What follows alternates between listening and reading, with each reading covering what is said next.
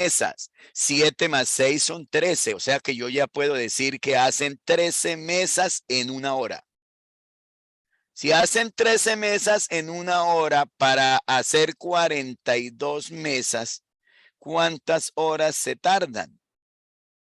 Y eso me da 42 por 1 dividido en 13. Voy a hacerlo aquí a la izquierda con color verde. 42 multiplicado por 1 da 42. Dividido en 13 da 42 treceavos. Que lo puedo convertir en un número mixto. Esta tarde los que estuvieron repasamos cómo se convierte un mixto en fracción, una fracción en mixto. 42 dividido en 13 está 3 veces. Y me sobran 5. Me sobran, 5 no, me sobran 3. 3 por 13, 39. Me sobran 3 treceavos. Repito, para pasar un fraccionario a mixto se divide 42 dividido en 13. Están 3 veces. 3 por 13, 39. Me sobran 3. Entonces el número mixto se compone de un entero que vale 3 y un residuo que vale 3. Entonces me da 3 enteros, 3 treceavos. Espero que me hayan comprendido. Fácil, ¿verdad? Yo creo que sí es fácil. Yo creo que sí es fácil con el truquito que aprendimos con los tanques. Mire cómo nos salió de bonito y de sencillo, aprendiéndonos el truquito. Supongamos cuánto tiene el tanque. Aquí no es un tanque, aquí es un trabajo. Entonces supongamos cuánto es el trabajo. 42 buñuelos, 42 empanadas, 42 ladrillos, 42 mesas, lo que sea. Pero son 42. Ahora, ¿hubieran podido escoger otro valor? Sí, siempre y cuando sea múltiplo de 6 y de 7. Pero el más fácil de escoger es 42, que es el mínimo común múltiplo. Bueno, vamos a hacer otro parecido. Espero que me hayan comprendido. Espero haberme hecho entender. Vamos a hacer el siguiente, que es muy parecido. Es casi igual. Este es un poquito más difícil, pero se hace de la misma manera. A, B y C ya no son 2 trabajadores, sino 3. Ahorita era A y B. A y B. Ángel y Benito. Ahora son A, B y C. Ángel, Benito y Carlos. ¿Listo? A, B y C trabajando juntos pueden hacer una obra en 3 días. A, trabajando solo, puede hacerla en 18 días. B, trabajando solo, la hubiera hecho en 14 días. ¿En cuántos días puede hacerse la obra trabajando solo, obviamente? La A dice 5 y 1/3. La B dice 8 días. La C dice 4 enteros, 11 treceavos. La D dice 3 enteros, 1/2. No sé cómo les vaya en esta. Piénsenlo 2 minutos y lanzamos la votación luego. Está bonito el ejercicio, créanme. No está sencillo. No está sencillo, pero hagámoslo.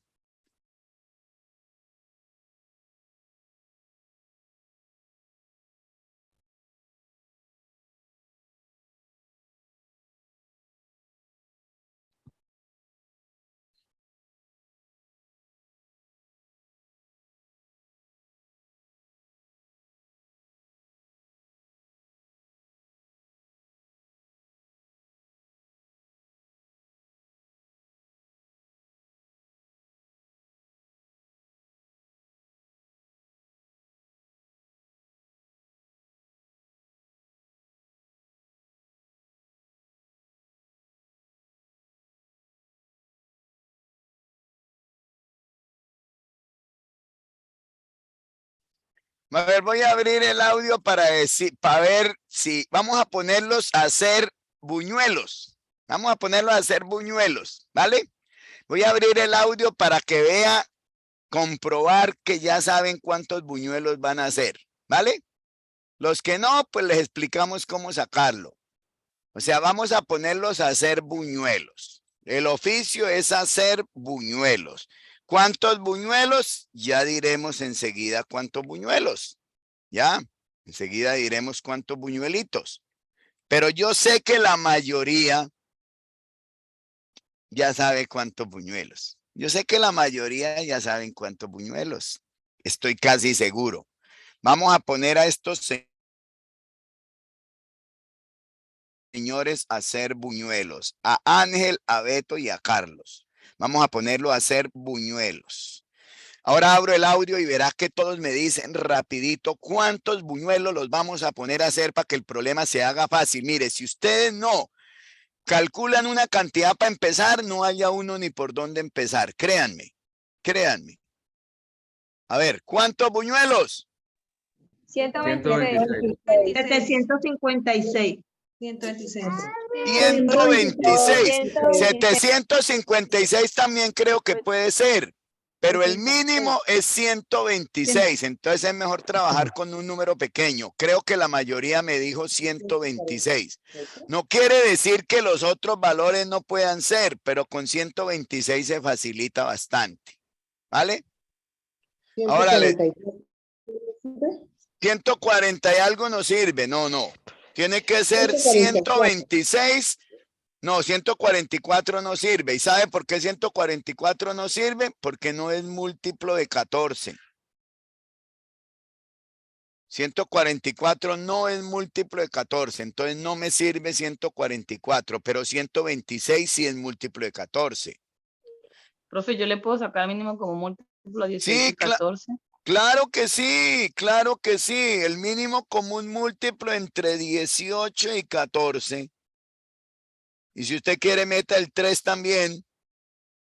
El mínimo Me da común múltiplo. 96 con el 3, profe. No da 96, da 126. Hagámoslo. Da 126 con el 3 y sin el 3. Sin el 3 o con el 3 da igual porque el 3 está contenido en el 18. Sin el 3 o con el 3 me da igual. Da Porque 72. 126 no me da da 72, da 126. Hagámoslo. A ver, si les dio distinto, pónganle cuidado. Préstenle atención, porfa. Mitad de 18, 9. Mitad de Sí, 14, profe, 126, sí, 7. perfecto, sí. Hey, niñas, por favor, silencio, gracias. Tercera de 3, 1. Tercera de 9, 3. Tercera de 3, 1. Séptima de 7, 1. Si usted multiplica 7 por 3 por 3 por 2, eso le da 126. O sea que a los hombres los vamos a poner a hacer 126 buñuelos. Porfa, traten de hacerlo, ya les di la primera pista. Van a hacer 126 buñuelos de manera que, háganle pues, borremos esto. Profe, perdone la pregunta, si no hubiera el 3 ahí, un número diferente que estuviera, entonces también lo tengo que tener en cuenta para sacar el mínimo. Sí, la respuesta es sí. Si por ejemplo dijera que los juntos hacen una obra en 13 días, hubiera tenido que meter el 13 ahí. Sí, toda la razón. Tiene que meter el 13. El 3 no lo metimos. ¿Por qué si el 13 de todas maneras está contenido en 14 y 18? No, ¿cómo va a ser que el 13 está contenido en 14? No. Profe, pero ¿de dónde? Pero asimismo el 3 está contenido en 14 o en 18. No, el 13 está contenido en 18 porque el 3 es un múltiplo, es un divisor de 18. 6 por 3, 18. 3 está contenido en 18, pero 3 no está contenido en 14. No, yo saqué el 3, pero hay que meterlo. Si quieren, métanlo. Listo, profe, gracias por aclarar. Vale. Entonces, si el número no fuera un 3 que no estuviera contenido, por ejemplo, que fuera 5. Uy, si el número fuera 5 en lugar de 3 días fuera 5, habría que sacar el común múltiplo entre 5. Si aquí fuera un 5, habría que sacar el común múltiplo entre 5, 18 y 14. y habría que hacerlo. Pero afortunadamente el 13 está contenido en 18, entonces me da igual, pongamos el 3. Siempre es mejor ponerlos todos. Bueno, vamos a abrir la votación. Voy a callarme la boca 2 minutos, espero que lo trabajen. Es un ejercicio muy bonito para aumentar la lógica. Voy a apagar los audios para que nadie interrumpa.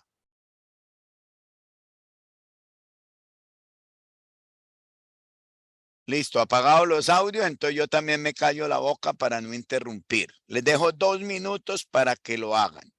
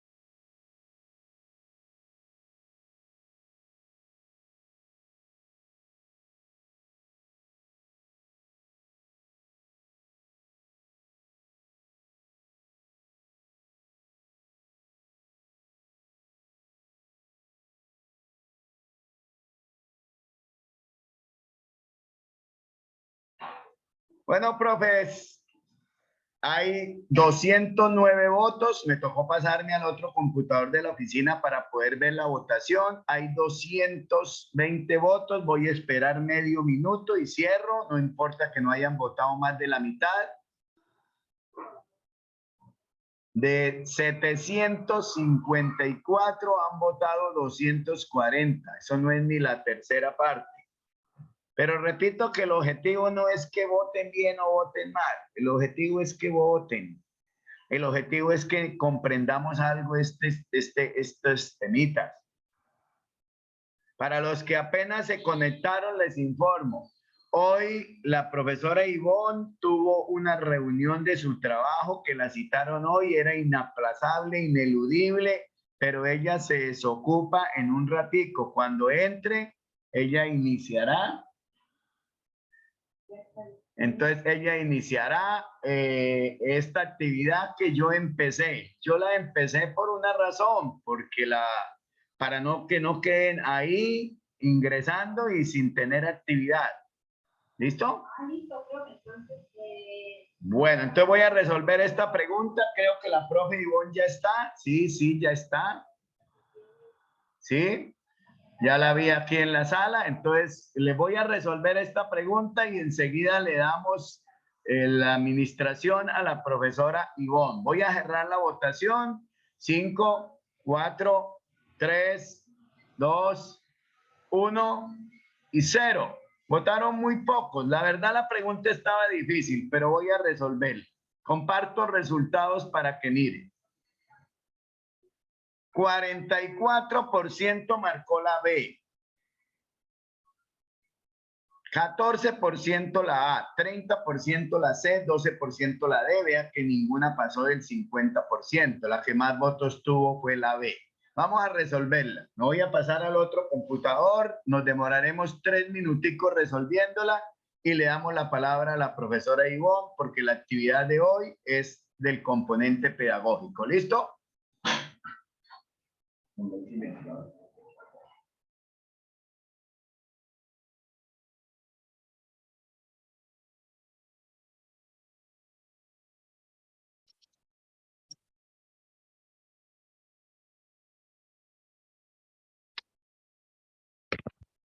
Bueno, ya estoy de nuevo aquí en mi computador. Entonces lo vamos a resolver, ¿vale? Ya vimos cómo fue la votación. La que más votos tuvo fue la B. Le sigue la C. Entonces présteme atención y lo hacemos. Repito que me demoraré 2 o 3 minutos, no más, no más. Comenzamos. Entonces, el señor A, pongámoslo aquí, el señor A, trabajando solo puede hacerla en 18 días. El señor B, trabajando solo, la hubiera hecho en 14. Entonces, el señor B, trabajando solo, la hubiera hecho en 14. Y los tres juntos, la hubieran hecho en 3 días.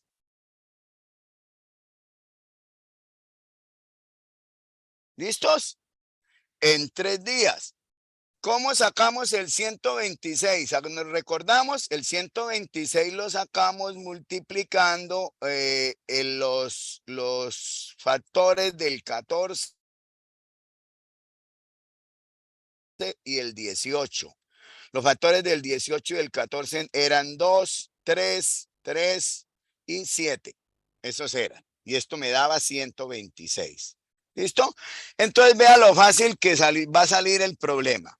Si el señor A hace los 126 buñuelos en 18 días, es porque cada día hace 7 buñuelos. 3 por 3, 9 por 2, 18.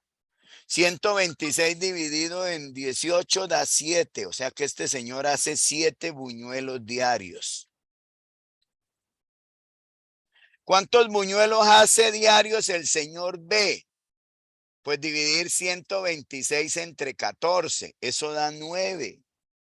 9 buñuelos diarios. O sea que entre los dos hacen 16 buñuelos diarios, pero si trabajan los tres, como dice aquí abajo, que se demoran 3 días, al dividir 126 entre 3, eso da 42 buñuelos. Entre los tres hacen 42 buñuelos.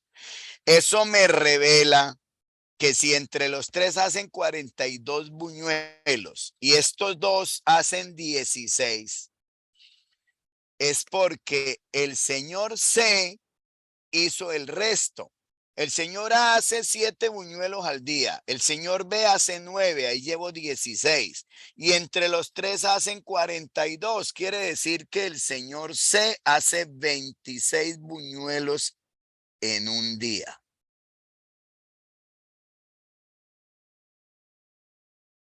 ¿Cuántos días se demorará el señor C en hacer 126 buñuelos? Eso da 126 dividido en 26. ¿De acuerdo? Que sacándole la mitad me da 13. Y sacándole la mitad a 126 me da 63. O sea, 63 treceavos. Que dividiéndolo para sacar el número mixto me da 63 dividido en 13. ¿Cuántas veces están? Están 4 veces. 4 por 13, 52. 4 por 3, 12, sobra 1. 4 por 1, 4 y 1, 5, sobra 1. O sea que me da 4 enteros y 11 treceavos. La respuesta es 4 enteros, 11 treceavos. Y vea cómo nos salió exactamente la respuesta sin demasiado esfuerzo, digo yo. La clave era poner el 126. Con el 126 sé que A hace 7 buñuelos, que B hace 9 buñuelos, que entre los dos, entre A y B, hacen 16 buñuelos.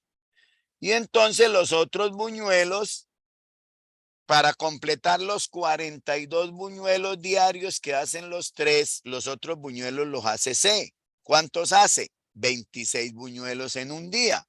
Y con ese dato de 26 buñuelos en un día, hallo cuánto se demora en hacer 126. Espero haberme hecho entender, profes.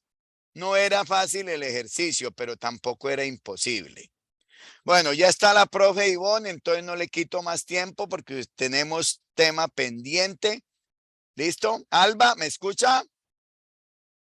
Sí, señor. Entonces, para que le dé los poderes a la profe Ivonne y comencemos ya. Queda una hora larguita para terminar la parte que corresponde a pedagogía. Profe, el rol principal lo tiene usted. Bueno, me dice alguien que no sabe de dónde salió el 26. Profe, después explicamos eso de pronto mañana. El 26 salió, el 42, perdón. El 42 salió de dividir 126 entre 3, porque decía que los tres trabajando juntos, miremoslo aquí rapidito, decía, los tres trabajando juntos habrían hecho la obra en 3 días. O sea, si la hicieron en 3 días, 126 dividido en 3 da 42, que son las mesas que, perdón, sí, son los buñuelos que en total hubieran hecho ellos cada día. Entre los tres hubieran hecho esos buñuelos cada día, 42. Bueno, entonces voy a darle el rol a la profe Ivonne y listo, por aquí. ¿Listo, profe? ¿Me escucha? Verifique a ver si tiene los... Sí, sí, señor, sí lo escucho. Hola, profe Eduardo, buenas Hola, noches. profe Ivonne, Hola. buenas noches, mucho gusto. Aquí Hola a los todos. teníamos piñatados con los números. Ay, con matemáticas. Entonces la dejo ¿Cómo hace ahí. tan fácil, profe? Sí, en realidad es fácil, pero de pequeñito que se le pegó a uno lo de los números. La mayoría le temen a los números, no porque sean difíciles y no porque no los acostumbraron. Bueno, profe, entonces sí. son todos suyos. Bueno, vamos a continuar aquí entonces. Ayer quedamos en la pregunta 23 del simulacro, pues que se resolvió. Entonces vamos a continuar acá sin más preámbulos por el tiempo, aprovechando cada minuto que tengamos. Dice la pregunta 24 del simulacro. Currículo es el conjunto de criterios, planes de estudio, programas, metodología y procesos que contribuyen a la identidad cultural, nacional, regional, local, incluyendo también los recursos humanos, académicos y físicos para poner en práctica las políticas y llevar a cabo el proyecto educativo institucional. Esa es la definición que nos aparece de currículo en la ley 115 en el artículo 76.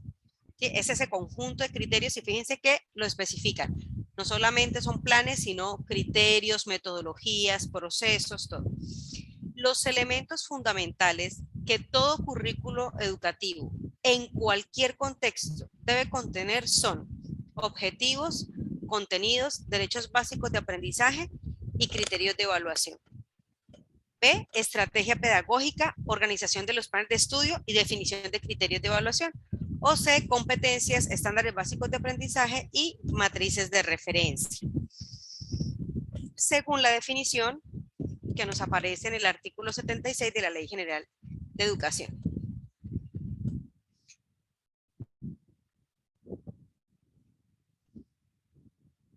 Esto en otras palabras, como en algún momento les hablaba a los profes, esto lo que nos está diciendo es que lo digamos en nuestras propias palabras, que saquemos como una conclusión general de esta definición que se nos presenta.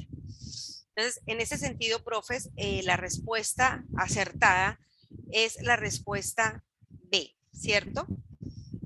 Ustedes ya hicieron el ejercicio de pronto de marcar en el cuadernillo, ya lo tenían con tiempo, porque acá nos están diciendo precisamente esto. Lo que pasa es que no aparece pronto en el mismo orden, pero sí, según lo que nos menciona en el enunciado, están ahí.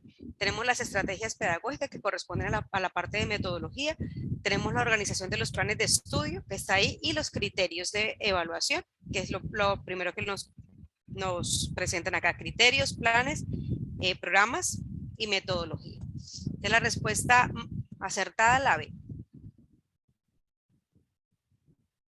Pregunta número 25. Dice, una institución educativa que acoge a sus estudiantes provenientes de los estratos socioeconómicos 1 y 2 ha definido su misión en los siguientes términos.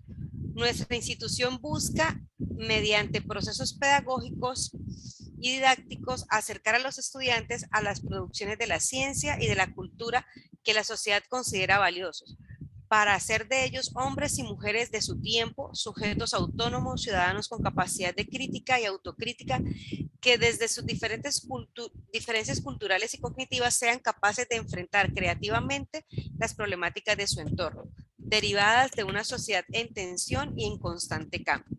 Fortalezas que les permitirán desempeñarse en sociedad bajo parámetros de civilidad y de acuerdo con los valores universales de convivencia y con ciudadanía. Silencio. Aquí. El objetivo del proyecto pedagógico formulado por los maestros que más favorece a la misión, ¿cuál sería? Ya tenemos acá, nos especifican la misión. Ahora, ¿cuál sería el objetivo entonces de ese proyecto? A, apoyar la conformación y desarrollo de grupos de estudio que tengan por objeto el análisis de los principales desafíos y problemas que afronta la localidad.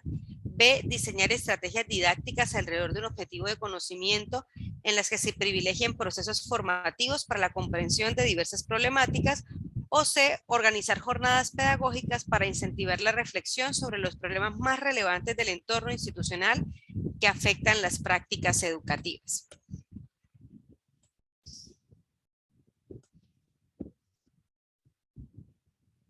Vamos a dejar acá 30 segunditos como para pensar, y si Alba de pronto nos colabora con la votación. Creo que yo la puedo lanzar.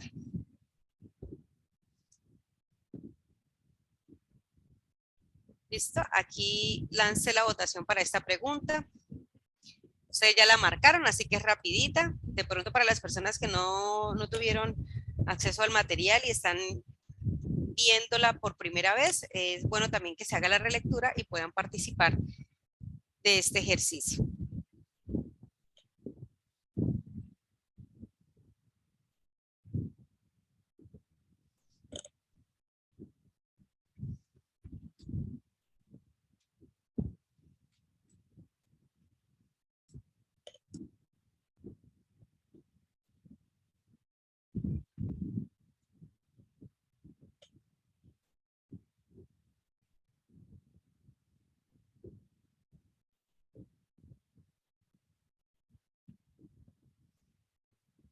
Porfa, me escriben de pronto en el chat si al abrir la ventana de las votaciones les aparece el cuadro negro. Hola, profe. No, desde ayer no le está apareciendo la ventana negra. Es que estoy en otro computador. Ah. Estoy haciéndole al profe Eduardo. Dime que con esa duda estaba por preguntarle ayer. Sí, sí, listo. Ah, bueno, entonces sí puedo ver aquí para no estar conectada como en dos lugares. Listo, gracias, Alba. Ok, gracias. Bueno, entonces vamos a cerrar la pregunta. Ya tenemos y vamos a revisar entonces la respuesta que dimos. Si tenemos una mayoría, casi un 70%, un 69% votando por la respuesta B. 3 despistados, lo mismo del estudiante de ayer, 3 despistados que votaron por la respuesta D cuando sabemos que no hay.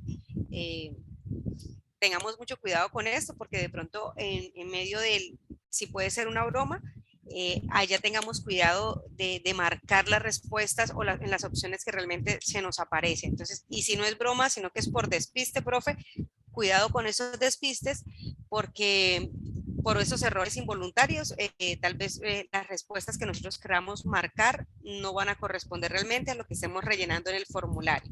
No es a jalón de oreja, no lo tomen así, solo que tengamos cuidado como estos pequeños detalles. Bueno, entonces tenemos en su mayoría la respuesta B y vamos a mirar. Dice acá, nos están diciendo de la misión, ¿cierto? Y la misión, nos decíamos ayer, era ese ejercicio realmente que se está haciendo. ¿Qué estamos haciendo? En cambio, la visión es cómo nos ven, cómo estamos proyectados en la sociedad, como para hacer el recorderis en definiciones.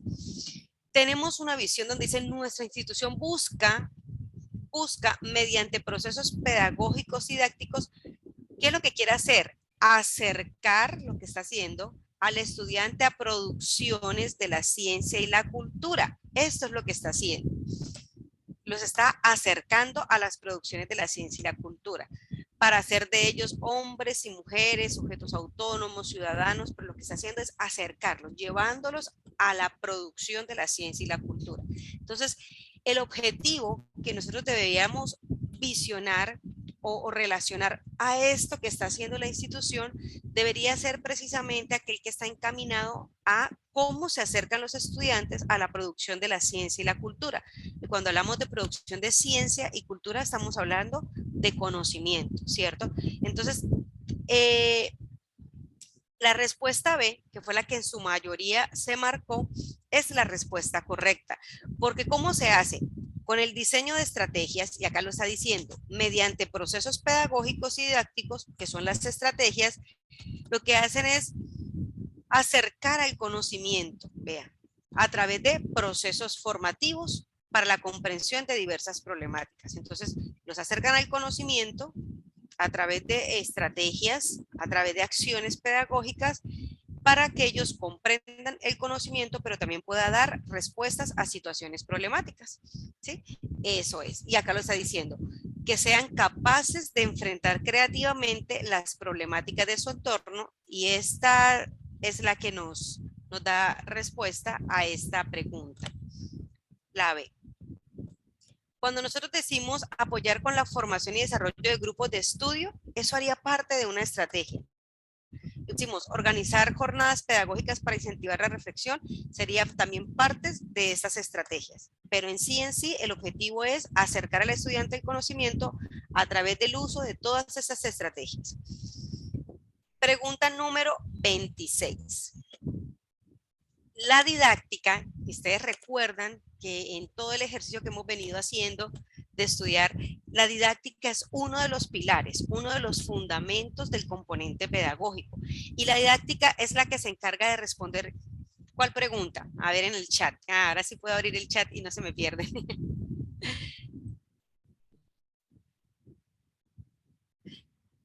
Gracias, Ruth. Ya lo apago. Tranquila, yo aguanto calor aquí en Barranca, pero ya lo apago.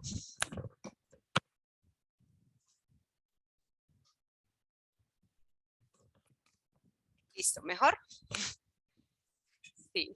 Voy a hacer ese sacrificio de estar sin ventilador aquí en Barranca. Pero creo que mejora mucho el audio.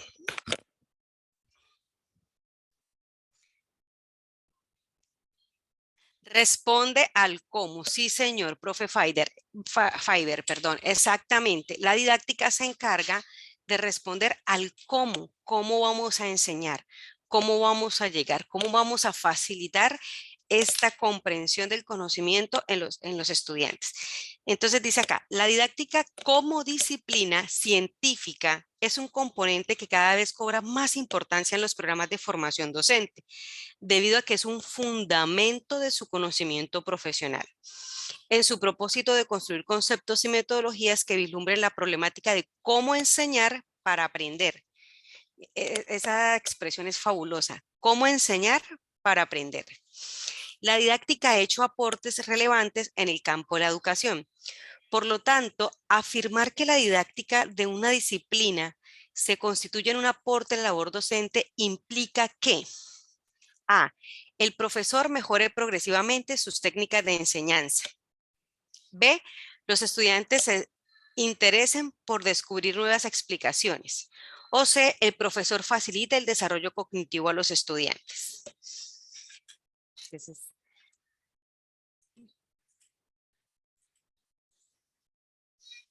¿Ve?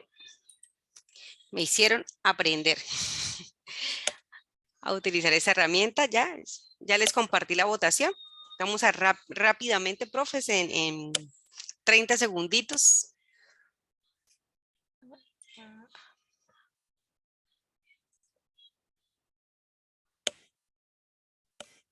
Listo, y empezamos entonces a votar en la pregunta 26.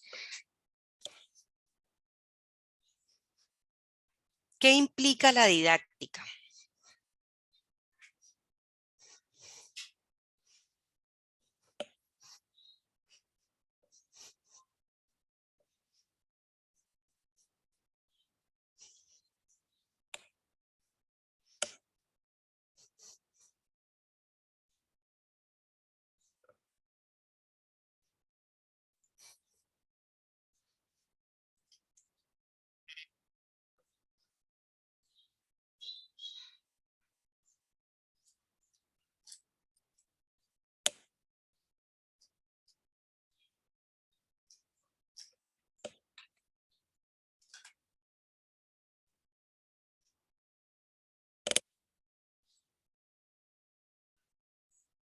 Bueno, ya pasó un minuto. Tenemos un poco más de la mitad de la participación. Entonces voy a permitirme cerrar la votación a esta pregunta y compartirle a ustedes los resultados. Tenemos entonces un empate técnico entre la A y la B, ¿cierto?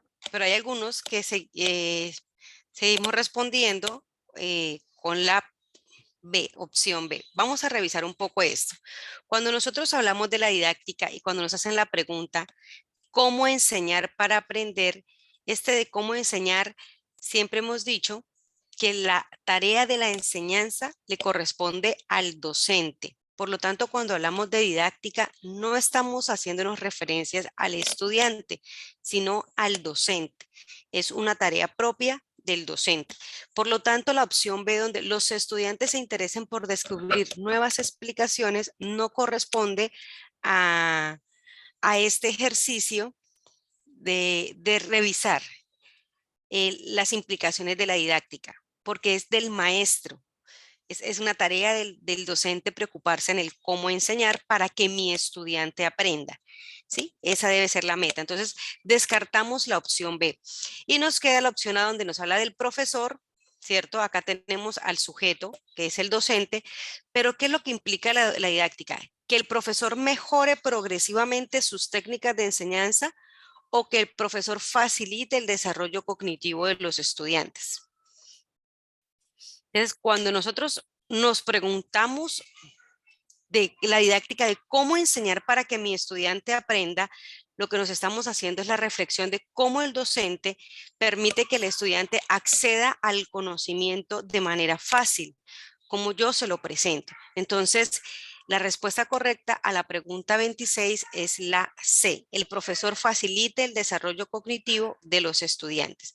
En esto se centra la didáctica, pensar cómo lo acerco, cómo hago para que realmente lo comprenda. Y ahí, entonces, cuando yo ya me preocupo, ¿cómo hago para que es donde yo busco diferentes técnicas para hacerlo? Pero es pensando siempre en cómo le facilito esa relación del conocimiento al estudiante. Pregunta 27.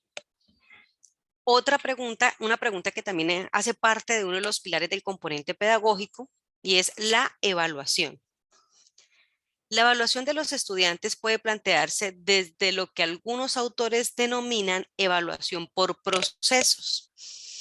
Para que dicha evaluación sea parte de una propuesta institucional, se debe asumir que esto solo es posible en la medida que, es decir, realmente contemplar la evaluación como proceso es posible y ahí nos aparece un condicionante. ¿Es posible? Sí. A, se reconocen los ritmos y estilos de aprendizaje. B, se definen periodos específicos de evaluación. O C, se asume que el estudiante es el que debe aprender. Evaluación por procesos.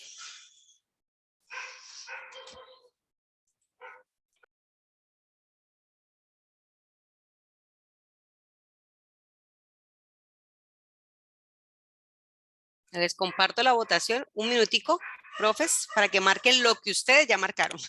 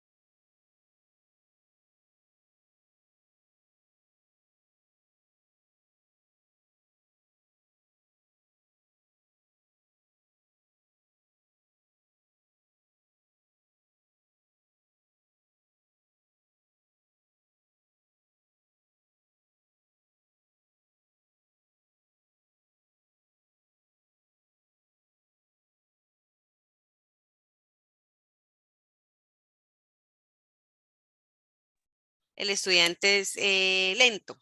Entonces lo dejamos, no, es que como él lo hace así, no. La idea es empezar a jalonarlo desde su propio ritmo. No llevándolo como al trote a las carreras, pero sí acompañándolo en este proceso. No se hace a cuando se hacen periodos académicos. Obviamente entre los procesos se establecen como unos tiempos o unas metas, digamos que se van alcanzando o logrando en la medida que el estudiante va avanzando en el proceso. En esta, voy a decirle, entre comillas, carrera académica, carrera en el conocimiento.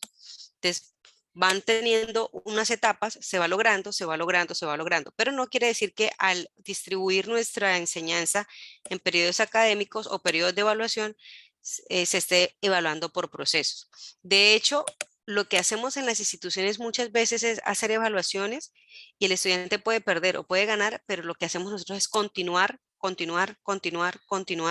¿cierto? Y de pronto ese aprendizaje que es fundamental, el estudiante pudo haber pasado la materia, voy a hacer el ejemplo de matemáticas, que era el que estaban trabajando ahorita, pasó la materia de matemáticas, sin embargo, todavía en el proceso hay unos baches, unos huecos, digamos, cognitivos que más adelante se van a notar en grados superiores porque matemática, el conocimiento es progresivo.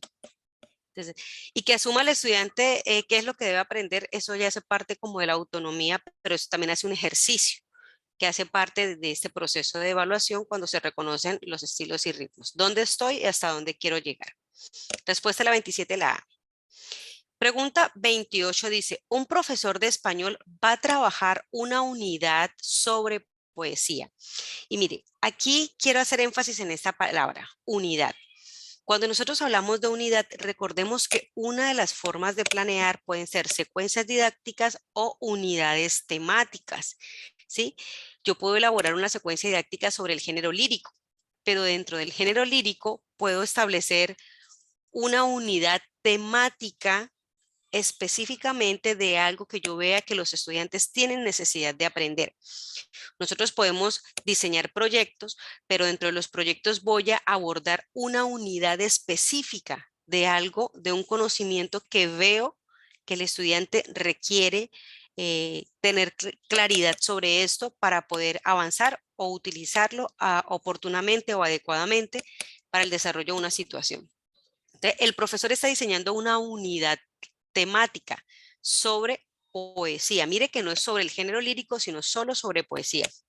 Y quiere que sus estudiantes aprendan aspectos sobre aspectos formales de la poesía, propósito del género y el significado de las figuras literarias. Este es el propósito del docente, lo que él se contempla. El mejor ejercicio de evaluación coherente con los objetivos, ¿cuál sería? A, contrastar un poema y un ensayo donde ensayo dando cuenta de las figuras literarias, la estructura y los propósitos. B, comparar dos poemas para identificar y describir la estructura de versos, estrofas y ritmos. O C, escribir un poema con figuras literarias y explicar su propósito mediante un dibujo. Ya sabemos que él diseñó la unidad, tiene unos objetivos específicos. ¿Cuál sería esa propuesta de evaluación más acertada?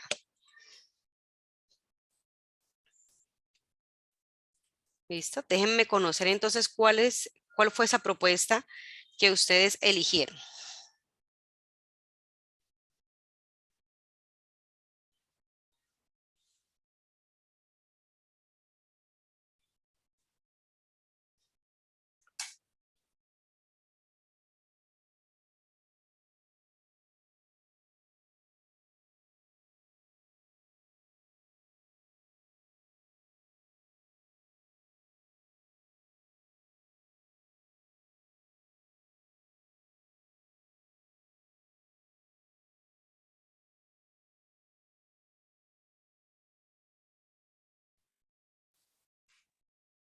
Listo. Nos falta todavía para el minuto.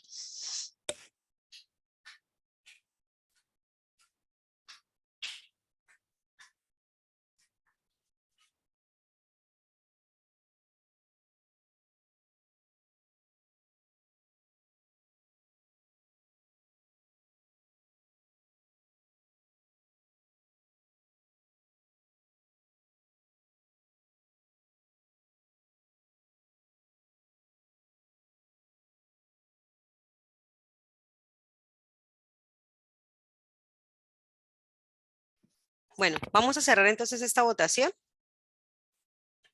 y vamos a revisar los resultados. Y están realmente un empate técnico, 34, 38 y 28, ninguno superó el 50%, ninguna de las opciones superó el 50%. ¿Eso qué quiere decir, profes? Que en cuanto al tema de cómo evaluamos un proceso, al tema de evaluación, ¿qué estrategias puedo proponer yo? Vamos a revisar que de pronto no vaya a ser confusa a la opción de respuesta. La unidad que el docente plantea es sobre poesía. ¿Qué quiere que los estudiantes aprendan? Aspectos formales de la poesía, el propósito, ¿cierto?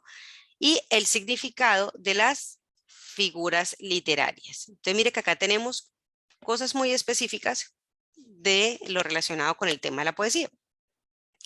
¿Cómo lo podría evaluar el profesor? Vamos a empezar entonces a descartar. Dice que él puede presentarles un ejercicio de escritura con figuras literarias. Sí, pueden escribir un poema y van a usar las figuras literarias. Pero fíjense que aquí me dice escribir un poema con figuras literarias. Y lo que el docente quiere ver es el significado de las figuras literarias. Listo, utilizó las figuras, escribió el poema. Pero cuando dice, y explicar su propósito mediante un dibujo, esto tiene coherencia con esto que plantea el docente como objetivo inicial, la explicación mediante un dibujo. Es lo que debería llevarnos a pensar. Entonces, aunque se utilicen las figuras literarias en la escritura de un poema, esta segunda parte que nos da razón del ejercicio no corresponde realmente a un ejercicio de evaluación sobre la unidad sobre esa unidad temática sobre poesía. Ahora, miremos la otra respuesta que nos dice comparar dos poemas. Listo, contrasté, tengo un poema y lo estoy comparando. Para identificar la estructura de los versos. Pero ahora hacemos la pregunta. Bueno, y es que los poemas no tienen esta estructura de versos, estrofas y estrofas. Esa es una de las características de los poemas. Entonces, si yo comparo un poema con otro poema, realmente puedo establecer un ejercicio comparativo, o estoy haciendo es como un ejercicio más bien de, no de comparar, sino de ejercitar, digamos. Les propongo el ejemplo de un primer poema y entonces ahora utilicemos otro poema y ustedes ahora van a contar los versos y van a contar las estrofas y van a marcar cuando se marcan dónde empieza una estrofa y dónde termina una estrofa. Es precisamente hacer un ejercicio, una ejercitación. Acá no hay una comparación como tal. ¿Qué sí me permite un ejercicio evaluativo? Contrastar un poema con un ensayo. ¿Y por qué? Porque el poema es un tipo de texto. El ensayo es otro tipo de texto. Entonces, cuando el estudiante ve estas dos figuras o estas dos siluetas, solo con verlas, esto es un poema. No es necesariamente que tenga que ver ahora pues toda la estructura del ensayo, no, porque la tarea no es sobre el ensayo, sino que cuando se presente el poema, él puede automáticamente identificarlo porque conoce la silueta textual del poema y la contrasta con un ensayo o con un cuento o con una noticia. Entonces, contrasta un poema. Ahora, da cuenta de las figuras literarias que encuentra en ese poema. Entonces, tengo este poema, lo comparé con un ensayo, ¿qué figuras encuentro yo en este poema? Si encuentro símil, si encuentro la hipérbole, si encuentro, bueno, otras. Y la estructura de este poema que estoy contrastando. Mire, tiene tantos versos, tiene tantas estrofas, ¿y cuál sería el propósito comunicativo de este poema que yo estoy contrastando? Todo con relación al poema, no con relación al ensayo. El ensayo solamente es utilizado para que al comparar estas dos siluetas, él pueda decir, esta es el poema. No es necesario pues que tenga toda la información relacionada de cómo se elaboran los ensayos ni cómo están estructurados. Hasta ahorita es que identifiquen entre todas las camisas que esta camisa es de color rojo. Entre todos estos tipos de texto que este que estamos presentando es un poema por su estructura. Entonces la respuesta acertada es esta, la A. Y si ustedes se fijan, esta respuesta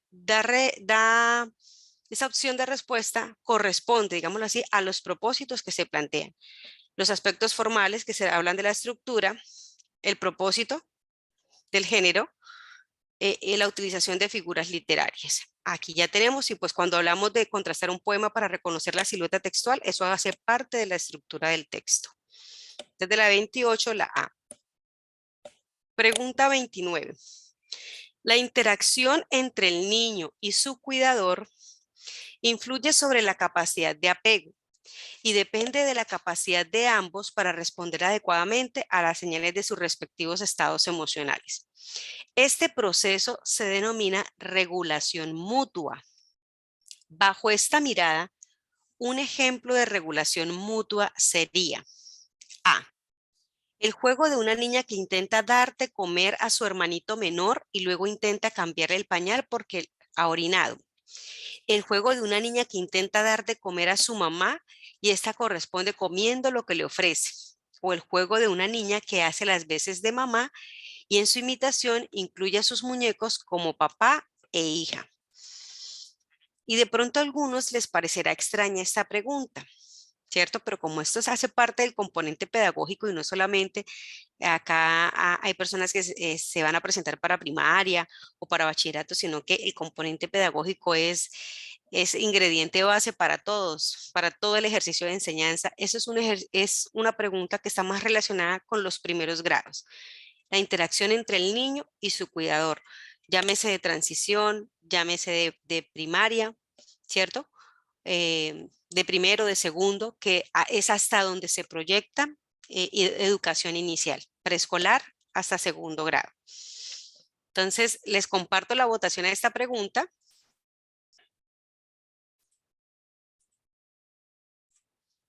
Y un minuto para marcar la que ustedes ya seleccionaron.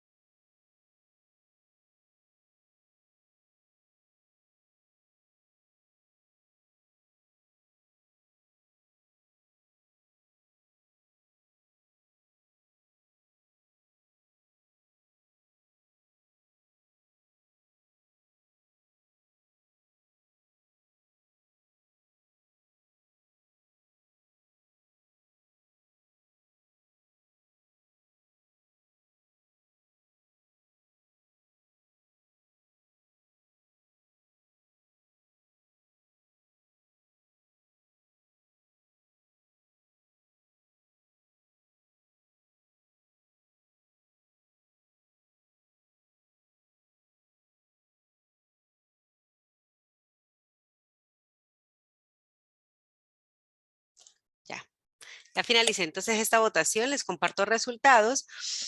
Y entonces tenemos un 60%, una mayoría, con la opción de respuesta B, otros con el 9% y otros con el 30%, que es la C, de opción de respuesta. Miren, acá nos habla de la interacción de la niña y su cuidador. No nos es cuidador o cuidadora, porque no es únicamente con el padre de familia. Recordemos que los niños que están quedando con sus abuelos o están quedando con la nana, ¿sí? Entonces a mí me parece bonito que se llamen así, o están quedando con esa persona que les está acompañando porque los papás están trabajando. No estamos hablando de estratos ni de clases sociales, porque tanto el que trabaja como gerente en una empresa, como aquel padre de familia que sale a trabajar, están dejando a sus niños al cuidado de otra persona. Entonces, en educación, en primera infancia los llamamos cuidadores y nosotros como docentes de primera infancia también hacemos parte de este rol de cuidadores. Entonces, esa capacidad de apego que tiene el niño, que se desarrolla, depende, dice acá, de la capacidad de ambos para responder adecuadamente a las señales. Entonces, por eso vamos a encontrar niños que les gusta jugar más con las abuelas maternas que con los abuelos paternos o viceversa, tal vez porque algunos de ellos responden más a este estímulo, ¿cierto? A este ejercicio de compartir, de interactuar. Dice acá que esta capacidad para responder a ambos de manera. Desde esta mirada, ¿cuál sería este ejercicio de regulación mutua donde el niño desarrolla el apego? Si ustedes se dan cuenta, el juego, acá también nos hablan del juego y nos hablan del juego, porque el juego es esa manera de expresión y hay que reconocer que es una de las actividades rectoras en educación inicial. Siempre a partir del juego nosotros vamos a detectar, no solamente jueguen por jugar, digámoslo así, juego libre entre comillas, porque todo tiene una intencionalidad pedagógica, sino que nos está hablando y nos está diciendo mucho. Entonces, mira, el juego de una niña que intenta dar de comer a su hermanito menor, pero es que nos están hablando del cuidador y el hermanito menor no es cuidador, entonces la respuesta A se descarta. Acuérdense que es la interacción entre el niño y su cuidador. Ahora la respuesta se dice, el juego de una niña que hace las veces de mamá y en su imitación incluye a sus muñecos. Ella es la mamá. ¿Y con quién está jugando? Con muñecos. Tampoco aparece el otro, que es su cuidador. Por lo tanto, la A y la C se descartan y la única que queda, profes, en la lectura, donde aparecen tanto el niño como su cuidador o su cuidadora, es la respuesta B. Una niña que intenta dar de comer ¿a quién? A su mamá. Entonces ahí tenemos la cuidadora. Y esta corresponde comiendo lo que se le ofrece. Entonces, la respuesta correcta es la B. Porque en la primera ya decimos que aparece el hermanito menor, no es un cuidador, un hermanito menor. Y en la C tenemos es que la niña está jugando con sus muñecos y los muñecos pues tampoco asumen ese rol de cuidadores. Respuesta correcta, la B. Y esto lo encontramos dentro del texto. Fíjense que no fuimos a buscar ni la ley ni a definir qué es un cuidador, no, sino aquí me hablan de la capacidad de apego y me hablan de estos dos sujetos que interactúan, el niño y su cuidador. Por lo tanto, la respuesta debe contener estas dos condiciones. Pregunta 30. El docente del taller de carpintería, y este va para los grados donde tienen, ay, se me escapa. Bueno, se me escapa el nombre, para bachillerato en grados 10º y 11, donde tienen talleres, ya dice que electromecánica, que carpintería, que bueno, mecánica, ¿cierto? Entonces, el docente del taller de carpintería pretende enseñar el manejo de herramientas básicas para la elaboración de muebles, por lo que cuestiona a sus alumnos. ¿Para qué creen que sirve cada uno de los objetos técnicos? ¿Cuál es su función y cómo podría mejorar su diseño? Mire que el docente le está haciendo preguntas a los estudiantes con relación a las herramientas básicas para la elaboración del mueble. En el marco del enfoque pedagógico, el docente pretende que sus alumnos tengan A, cosmovisión, B, visión sistémica o C, conocimientos mecánicos. Cuando se le pregunta por la función y de cómo podría mejorarlos dentro del componente pedagógico, ¿qué es lo que pretende? Mira la pregunta. ¿Para qué cree que sirven? ¿Para qué sirven? ¿Cuál es su función? Y acá tenemos para poder dar respuesta a esta pregunta.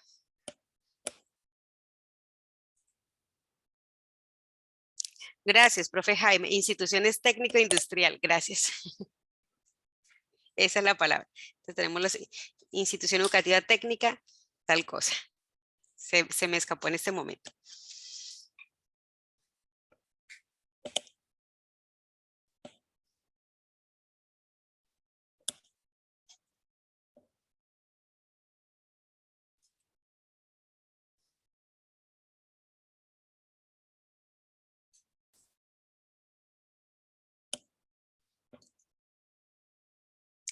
Independientemente que usted haya tenido o no la prueba, que la mayoría la tiene, vamos a tratar de responder dentro del tiempo límite de 1 minuto máximo con 15 segundos. Porque recuerden que ayer les decía que haciendo más o menos un aproximado de tiempo por pregunta sería más o menos 1 minuto, 1 minuto y medio. ¿Listo? Entonces voy a permitirme cerrar ya que se cumplió el 1 minuto y medio.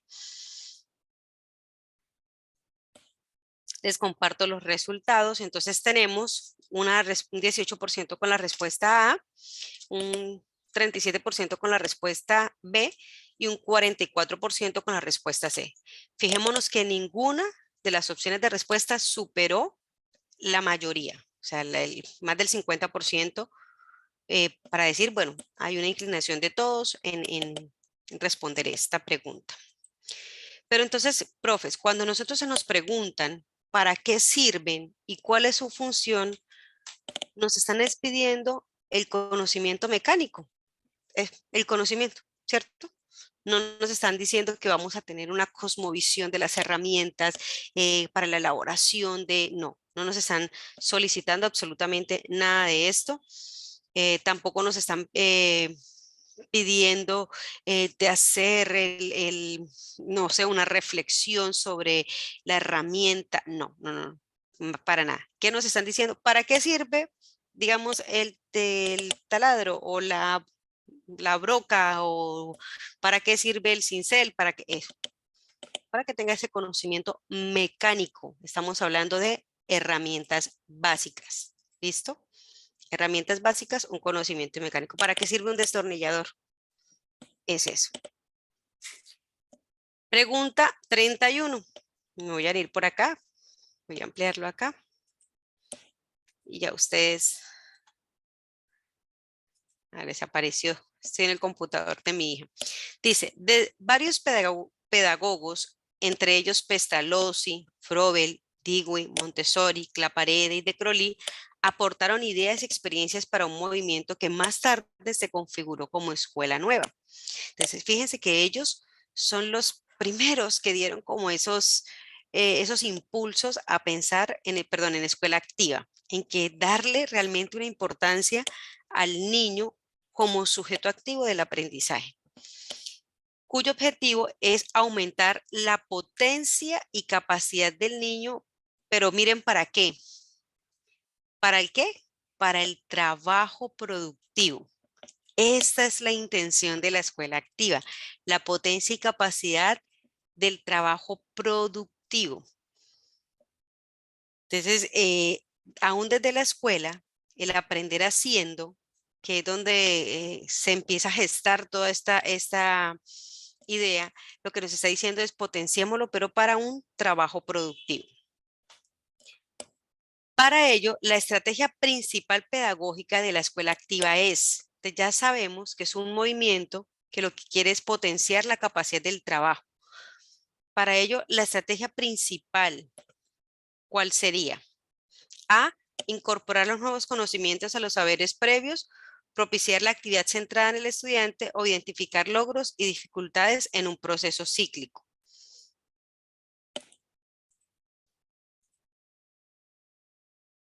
¿Listo? Un minutico con 15 y cerramos la votación a esta.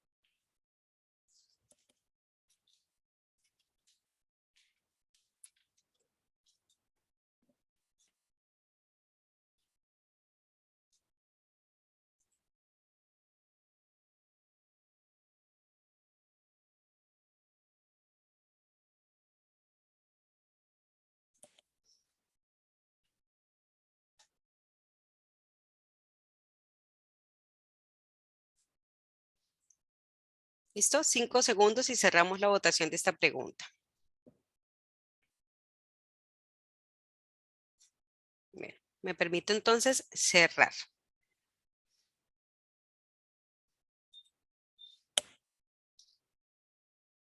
Ustedes tienen ahí los resultados donde un 38% votamos por la A, un 48% por la B y un 14% por la C. Miremos entonces, profe, que la escuela activa es este modelo pedagógico donde se centra, digamos, se fundamenta en esta libertad y capacidad del niño, pero para un trabajo. Cuando nosotros hablamos de un trabajo productivo, lo vamos a asociar principalmente con el hacer. Entonces, la escuela activa, miremos, lo que hace es incorporar los nuevos conocimientos a los saberes previos. Si partimos de esta definición del trabajo productivo y de actividad, voy a resaltarla acá. ¿Tiene en cuenta saberes previos? La escuela activa identifica logros y dificultades en el proceso, o lo que hace es propiciar la actividad centrada en quién. Acá lo dice, en el trabajo productivo del niño y del adolescente. Entonces, la escuela activa lo que hace es centrar, propicia como principio pedagógico que toda actividad parta de este trabajo del niño. Entonces, movimiento, digámoslo, este modelo, lo que permite es que los niños, guiados por el docente, entren siempre en acción, que procesen la información, que investiguen, que se responsabilicen también en el proceso de enseñanza, de aprendizaje, que formen hábitos, pero que también pongan en juego estos hábitos en la sociedad. Cuando ellos se integren a través de sus capacidades que se han venido fortaleciendo para el trabajo productivo. Entonces, la escuela es una pequeña sociedad y es ahí donde vamos viendo entonces algunos principios pedagógicos. Entonces, y profe Ivonne, pero eso también hace parte del aprendizaje significativo. Entonces, ya, el aprendizaje significativo siempre lo vamos a asociar con la relación de saberes, de presaberes con nuevos conocimientos. Pero la escuela activa la vamos a asociar con la actividad centrada en el estudiante. Recuerden que es una actividad para el trabajo. La escuela de la acción. Hoy se pueden llevar esa expresión de la escuela activa. La escuela de la acción. Pregunta 32. Las competencias comportamentales, se refieren a las actitudes, los valores, los intereses y las motivaciones con que los educadores cumplen sus funciones. Una de ellas es, entonces vamos a identificar entre estas tres cuál sería una competencia comportamental. Y acá me está diciendo que las comportamentales se refieren a actitudes, valores, intereses y motivaciones. Entonces, ¿cuál sería una de esas funciones? Colaborar con la definición de las actividades, la asignación de responsabilidades y la organización de equipos para el desarrollo de planes y proyectos, utilizar variadas estrategias de enseñanzas y las ajusta según las características, las necesidades y ritmos de aprendizaje de los estudiantes, o escuchar con atención y comprender puntos de vista de los demás, demostrando tolerancia frente a diferentes opiniones. Ya les comparto entonces la votación para esta pregunta.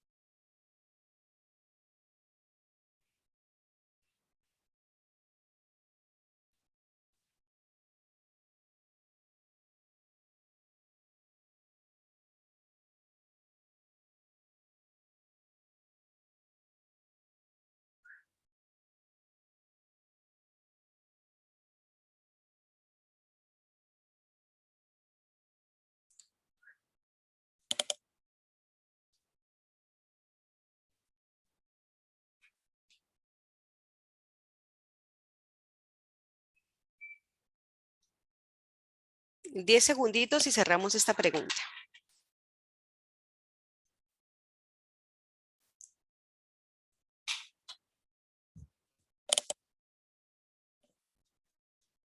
¿Listo? Bueno, les comparto entonces los resultados. Tenemos un 55% con una de votación, como opción de respuesta a la C, pero tenemos un 31 y un 14% entre la B y la A respectivamente. Entonces, miremos, si estamos hablando de comportamientos, si me están hablando de actitudes, valores, intereses, cuando me dan la opción A, me hablan de colaborar con la definición de actividades, asignación de responsabilidades y organización.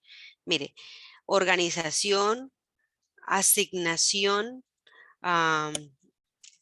actividades, perdón. Este sería más del comportamiento, tal vez como está la palabra colaborar, pero esta sería una competencia comportamental. Sería la pregunta. No, ¿cierto? No corresponde a eso. ¿Por qué? Porque cuando me habla de comportamiento, me hablan de actitudes, valores, intereses y motivaciones. Acá me están hablando de una tarea específica, tal vez desde una planeación, desde una organización, ¿cierto? La opción B me dice utilizar variadas estrategias de enseñanza. ¿Eso qué quiere decir? Que esta opción de respuesta está más orientada, más que a una competencia comportamental, me está orientada a una competencia funcional de planeación, porque me están hablando de estrategias de enseñanza, me están hablando de ritmos de aprendizaje, me están hablando de las caracterizaciones. Entonces, esto es pedagógico, no es comportamental del docente. ¿Qué sí es comportamental? La escucha activa, esa capacidad que yo tengo de escuchar al otro, porque eso va a hablar de mi actitud, ¿cierto? Pero cuando yo escucho también comprendo puntos de vista y mira, demuestro tolerancia y la tolerancia hace parte de los valores. Entonces la opción de respuesta acertada, profes, es la C. Escucha activa, comprender los puntos de vista y la tolerancia. Ahí tenemos entonces un claro ejemplo de cuáles son las competencias comportamentales de los docentes. Pregunta 33. Teniendo en cuenta que los límites entre las disciplinas son cada vez más tenues, las competencias transversales están adquiriendo mayor presencia y valor en los procesos de formación integral. Su incorporación en los procesos educativos requieren cambios en la planeación, la selección de metodologías y la evaluación. Por no ser específicas de un campo social, su integración curricular requiere A, el desarrollo de espacios que fomenten la interdisciplinariedad, B, la definición de los atributos para dar cuenta de su apropiación, o C, el empleo de la evaluación diagnóstica continua y sumativa. Y aquí no les voy a compartir la votación, porque ayer quedamos en una tarea, yo me acuerdo de las tareas, en las que nosotros acordamos y les dije, bueno, mañana les voy a tratar de dar claridad a esta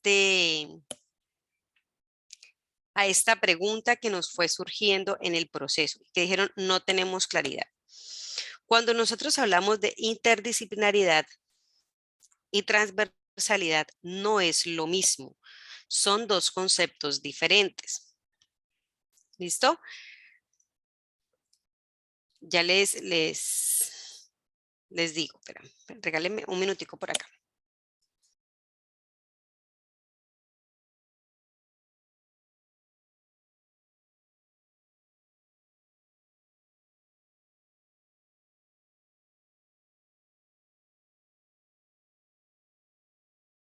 Ya, qué pena. Es que es hora ya, creí que ya estaban dormidas mis chiquis. Bueno, entonces retomemos. Cuando hablamos de transversalidad, hablamos de esas no actividades, no acciones, sino hablamos de esos valores que están diseñados y que están relacionados con toda la actividad del ser humano, ¿sí? No son propios de un área, no son de un conocimiento específico de un área Lo que sí ocurre con la interdisciplinariedad, porque hacer de una disciplina hay un conocimiento específico y lo que yo busco es cómo relaciono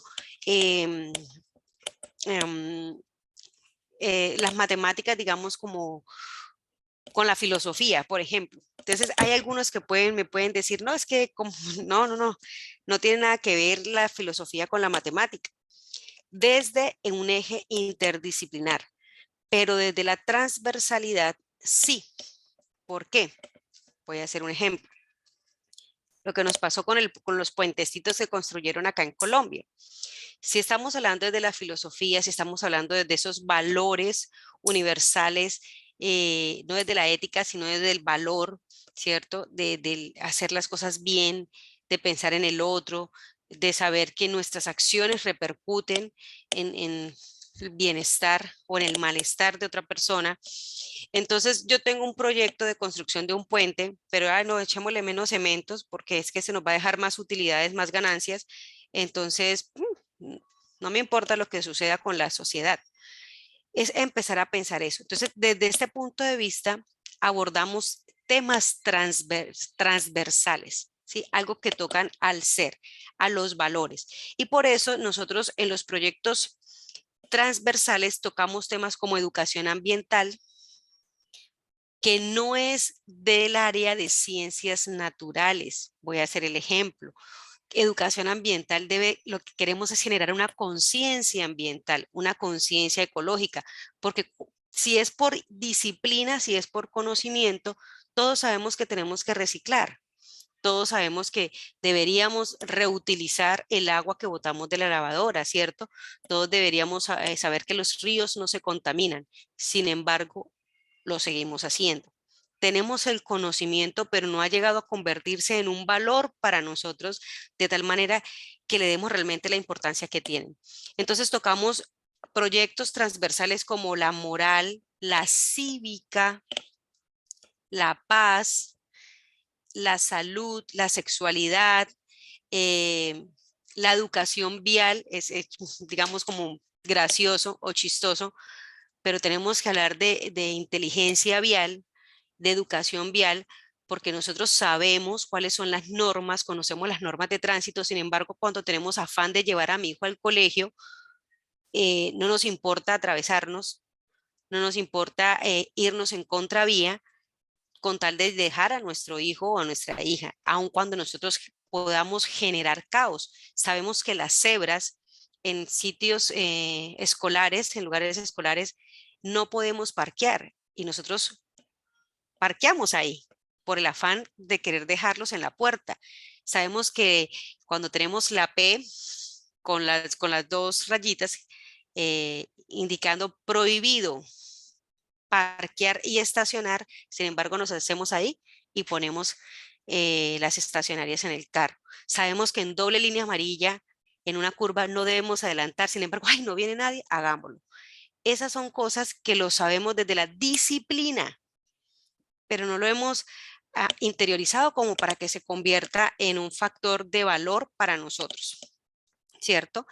Esa es una de las diferencias. Entonces, cuando hablamos de la transversalidad, no es propia de una disciplina, ¿sí? Sino que de todas me alimento, digámoslo así, o en todas los puedo abordar, pero no es como esta camisa de la responsabilidad le corresponde al área de matemáticas, mientras que los proyectos interdisciplinares sí le corresponden a las disciplinas. Y entonces, ¿qué hacemos con los conocimientos interdisciplinares? Yo reviso entonces el currículo de educación física y digo, mire, en matemáticas estoy viendo ángulos. En el grado primero estoy viendo ubicación espacial. Entonces, en la clase de educación física voy a llevar a los niños al patio y les voy a decir, vamos a girar 45 grados a la derecha. Pero estoy con ellos en clase de educación física y les estoy tocando temas o abordando temas desde las matemáticas, ¿cierto? Puedo decir desde el área de sociales, no sé, vamos a ubicarnos con relación a la salida del sol. Entonces, ubicando puntos cardinales que hace parte de un contenido de sociales, pero que también lo puedo practicar en educación física y luego lo relaciono con el área de matemáticas. Entonces, que yo, Ivonne, quiero, no sé, vamos a hacer un proyecto pedagógico sobre Colombia, mi abuelo y yo, que es un libro.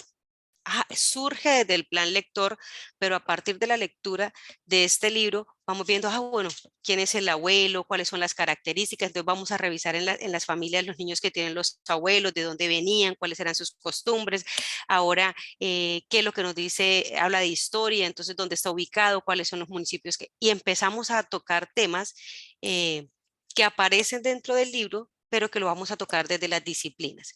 Y ese sí, entonces aparece una relación directa con revisar el currículo de cada área y saber dónde puedo hacer esa conexión, dónde tiene dónde puedo enganchar este tema del área de matemáticas con este tema del área de artística. Entonces lo engancho y hago una interdisciplinaridad. ¿Listo? O sea, no sé si me hice entender, pero la interdisciplinaridad tiene que ver con una disciplina que maneja un contenido y que este contenido yo lo puedo abordar también en otras disciplinas, mientras que la transversalidad hace más referencia, digámoslo así, como a esos valores que no corresponden a una disciplina por ser un contenido, pero que sí corresponden al proceso de formación humana. Esa yo creo que fue más clara con esta última. Ahora sí. Dice acá. Teniendo en cuenta entonces que existe un límite entre las disciplinas, dice acá, bueno, su incorporación en los procesos educativos requiere cambios en la planeación, la selección de metodologías y la evaluación. Por no ser específicas de un campo social, su integración curricular, ¿qué requiere? ¿Qué requiere entonces para hacer interdisciplinaridad?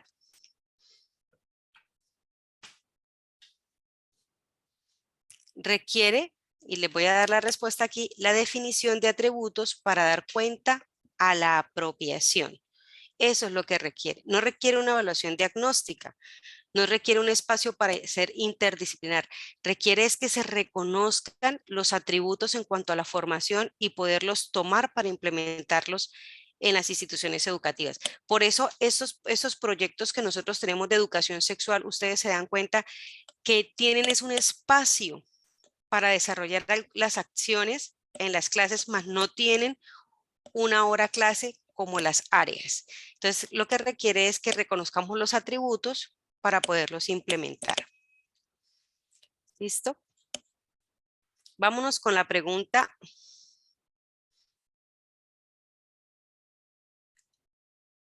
34. Dice así. Si estamos de acuerdo en que a través de la educación todos los individuos deben lograr sus aprendizajes básicos, necesitamos reconocer en cada uno sus potencialidades y habilidades. Por lo tanto, un método pedagógico. Nos están preguntando por el método pedagógico. Si el método pedagógico me permite lograr aprendizajes básicos, ¿qué es lo que tiene? ¿Cuál sería ese componente que me permite llegar a eso? A empezar abordando los conocimientos y aptitudes con que cuenta el niño, ser lúdico para responder a la naturaleza infantil y para hacerlo placentero, o construirse en forma experimental con base en las capacidades del niño. ¿Qué es lo que debe tener en cuenta un método pedagógico para lograr aprendizajes básicos? Entonces, por efecto de tiempo, voy a ir avanzando en las respuestas y aquí tenemos entonces la de la 34, que nos habla de conocimientos, ¿cierto? Pero también nos habla de aptitudes. Entonces, el método debe siempre contemplar o empezar por saber cuáles son los conocimientos que se requieren y cuáles serían esas aptitudes. Mire, está con P, ¿sí? No necesariamente tiene que ser lúdico y no necesariamente tiene que construirse de forma experimental. De hecho, cuando nosotros hablamos de métodos, ya hablamos de como si fuera de un paso a paso que vamos a ir abordando para dar respuesta a un ejercicio pedagógico, en el caso que nos compete a nosotros como docentes. Pregunta 35. Un docente por accidente ha perdido las pruebas de sus estudiantes. Miren, y eso puede pasar. Y esto es más de cómo reaccionaríamos nosotros en nuestro ejercicio. Ivonne perdió la prueba. ¿Qué debe hacer Ivonne? A, informar al director del grupo para repetir la prueba. B, informar a los estudiantes para buscar una solución entre todos. O C, realizar otra prueba sin comentar lo sucedido. Es decir, nadie se va a dar cuenta de que se me perdieron las pruebas. O yo le digo al director de grupo, o sea, busco a alguien que diga, ay, mire, necesito esto, o qué debo hacer. Y en este sí me gustaría saber qué marcaron ustedes en este ejercicio, que es un ejercicio muy real. ¿Listo? Está bien sencilla, entonces vamos a darnos 30 segundos para esta pregunta. Solo 30, como para conocer cuál es la tendencia de pensamiento.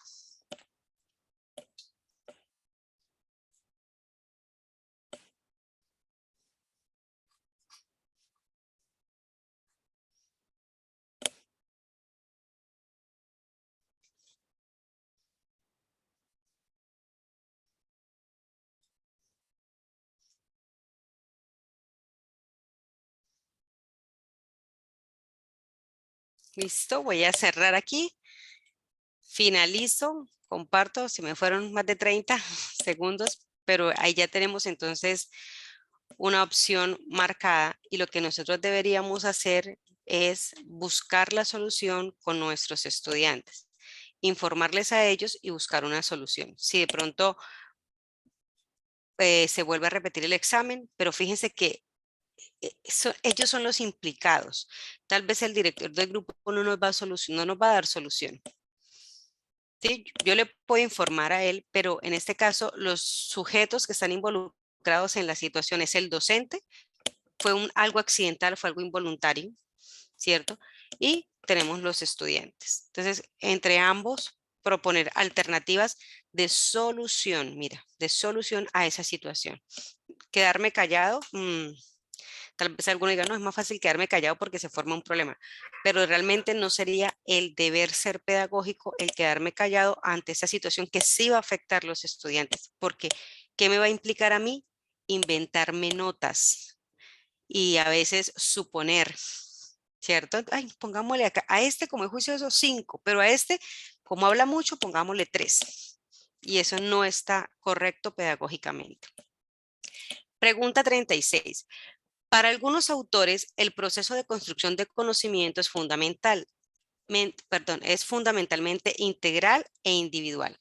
Según lo anterior, se puede deducir, mire esta palabra, profes, deducir. O sea, vamos a inferir, vamos a sacar una conclusión de esta frase. La construcción del conocimiento es integral e individual. ¿Qué nos quiere decir eso? En otras palabras, A, que los esquemas educativos deben orientarse exclusivamente al individuo. B, que los maestros deben formar mentes radicales en sus propias creencias. O C, que los estudiantes se formarán en un perfil autónomo y autodidacta. Entonces, de entrada, podemos descartar una respuesta. Formar mentes radicales en sus propias creencias. ¿Cierto? Descartamos esta. Pero también podemos descartar que se centra exclusivamente en el individuo, porque entonces estamos desconociendo que es un proceso de construcción, ¿cierto? Y que es integral, es individual porque se reconoce al sujeto, pero que es integral. Entonces tenemos como opción de respuesta la C, donde nos dicen que según este enunciado, que el conocimiento es una construcción integral e individual, lo que nos quiere decir es que los estudiantes deben estar siendo formados en un perfil autónomo, ¿sí? Que él dé cuenta de su proceso, pero también autodidacta, que se interese por aprender, por buscar, por llegar con nuevas ideas, por consultar, por formarse más allá de lo que le dice el docente, porque a eso es lo que tenemos que llevar, o sea, que ellos se motiven por conocer. Bueno, Voy a extender un minutico más para poder alcanzar a responder, por lo menos a llegar hasta la 40. Dice acá, un grupo de alumnos de primaria que antes agredía verbalmente a sus compañeros ha comenzado a realizar agresiones físicas a los mismos. Esto es de manual de convivencia. ¿Listo? Mire que estamos hablando de agresiones. Primero fue verbal, ahora ya va a lo físico. En las reuniones de clase, los padres de familia de este grupo minimizan la naturaleza de las agresiones y en privado aplican castigos físicos severos a los niños por su comportamiento. O sea, que en la reunión no le dan la importancia, pero que en casa los están castigando físicamente. Y dice acá, castigos físicos severos. Sin embargo, las medidas tomadas por los padres no surten mayor efecto en los comportamientos que el grupo tiene en la comunidad educativa y la situación continúa presentándose. ¿Cuál? Situación de agresiones físicas. Si se determina que el caso amerita una sanción disciplinaria, la instancia encargada de fijar esa sanción, ¿cuál sería? Comité de convivencia, comité académico o el comité directivo, y esto ya lo sabemos que ese es un caso que se remite al comité de convivencia. Todo lo que implique, afecte en la sana convivencia con nuestros compañeros, con nuestros estudiantes, con nuestros padres de familia, se aborda todo desde el comité de convivencia, todo lo que sea comportamental. Pregunta 38 dice, ¿se espera que la manera como los padres enfrenten la situación no logre modificar los comportamientos de los estudiantes? Esto sucede porque durante la primera infancia el planteamiento de la norma debe ser. ¿Cómo debe ser el planteamiento de la norma? Porque si los padres de familia, mire que ellos dicen, en el colegio tal vez no le prestan atención, aplican en sus casas castigos físicos severos, pero realmente no surten mayor efecto. No lo están haciendo, no está sirviendo para nada que les peguen en casa. ¿Y esto por qué sucede? Porque en primera infancia, cuando hablamos de primera infancia, estamos hablando de los niños más pequeños. La norma debe ser no estricta, sino coherente. Y es que aquí es donde nosotros como docentes y como padres de familia fallamos. Las normas no deben ser tanto concertadas con los niños, deben ser coherentes. Nuestro actuar debe ser coherente. No, no, aquí sí aplico la norma, pero aquí no. Entonces le decimos al niño que respete, pero nosotros no respetamos. Le decimos al niño que no mienta, pero llega el cobrador y nos escondemos, ¿cierto? Decimos a los niños que hay que ser honestos, pero el policía de tránsito nos para y tenemos 50,000 razones para convencerlo de no hacernos el comparendo. Entonces hay que ser coherentes porque los niños aprenden de eso, aprenden de nuestro comportamiento. La norma debe ser coherente. Pregunta 39. Para evitar que sigan presentándose las agresiones entre los estudiantes de primaria, sería necesario. ¿Qué deberíamos hacer? Instruir a los docentes en el manejo de la ira para que intervengan en los alumnos, involucrar a los padres para que cambien sus modelos de comportamiento o tomar medidas disciplinarias urgentes para frenar comportamientos indeseados. Entonces, creería que si los pusiéramos a votación, casi todos diríamos que tomar medidas disciplinarias. Pero fíjense que los papás están tomando medidas disciplinarias y no está surgiendo efecto. Entonces, ¿cuál sería la otra medida disciplinaria? ¿Suspenderlos? ¿Eso sería formativo? O sea, que se vayan 3 días a casa y que regresen a los 3 días, ¿va a cambiar la situación? Pregunta retórica que nos permite reflexionar. Pero si estamos dándonos cuenta que los padres de familia, cuando se les está hablando, no están prestando mayor atención y que son niños de primaria, son chiquitos, todavía nosotros podemos trabajar con ellos, todavía podemos enseñar el comportamiento, las normas frente a la sociedad de cómo comportarnos por el deber ser, las consecuencias de los actos, en el cómo me siento yo y cómo se siente el otro cuando está siendo agredido.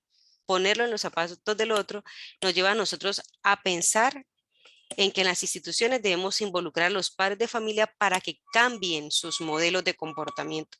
Tal vez nosotros nos podemos ir a las casas, pero un trabajo de ellos a través de la escuela de padres es también enseñarles cómo trabajamos nosotros en la escuela. Pregunta número 40. Y con esa pues damos por terminar el componente pedagógico. Un grupo de docentes diseña un proyecto sobre lectura avalado y financiado por una entidad externa, llámese Banco X. Para que este proyecto aporte al desarrollo de la institución, mira, un docente lo diseña, pero es financiado por una entidad externa. Para que este proyecto sea institucional, ¿qué se debe hacer? A, independizarse de su dinámica por los resultados que obtiene, ajustarse a los lineamientos fundamentales del PEI o ubicarse en los intereses de los proponentes. ¿Cuál sería entonces la inclinación de pensamiento que deberíamos tener? Si está siendo diseñado por los docentes, pero quien lo financia porque necesitamos los libros es una entidad externa, llámese una empresa, pero necesitamos que aporte al desarrollo institucional, lo que ese proyecto debe responder es a los lineamientos que nos proponemos en el PEI. Entonces, profes, gracias por escucharme y por vencer hasta esta hora. Eso es así como a grosso modo un poco lo que nos aborda el componente pedagógico. Y de verdad, profe, antes de irme, yo sí quisiera tomar un espacio con mucho respeto para ustedes. Alguien me decía, Ivonne, tips para aprender un poquito. De pronto, siempre fíjense en la pregunta. No peleen con la respuesta, porque es que a veces tenemos la costumbre de, no, yo no respondería a ninguna de esas. No, si alguna de esas opciones está, es porque créanme que no las ponen al azar, sino que en alguna de esas está la respuesta. Entonces, profe, antes de irme en 30 segundos, permítanme hacer una oración por ustedes. Sé la ansiedad que deben estar manejando. Sé que de esto, pues no depende de sus vidas, pero sí depende como esas metas profesionales. Entonces, déjenme orar por ustedes. Dios, te damos gracias por este tiempo, por este espacio.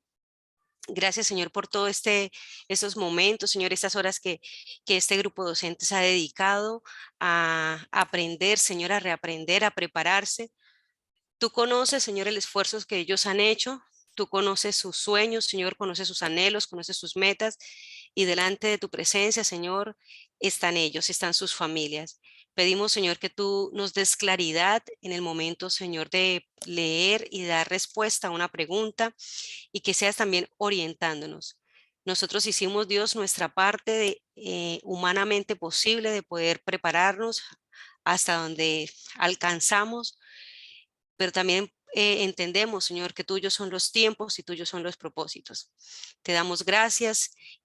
Gracias desde ya por esa prueba del domingo, gracias desde ya por esos resultados y gracias, Señor, porque tú traerás paz a sus mentes, a sus corazones, Señor, a sus pensamientos. En el nombre de Jesús, en tus manos estamos. Amén y amén. Ahora sí, profe Eduardo.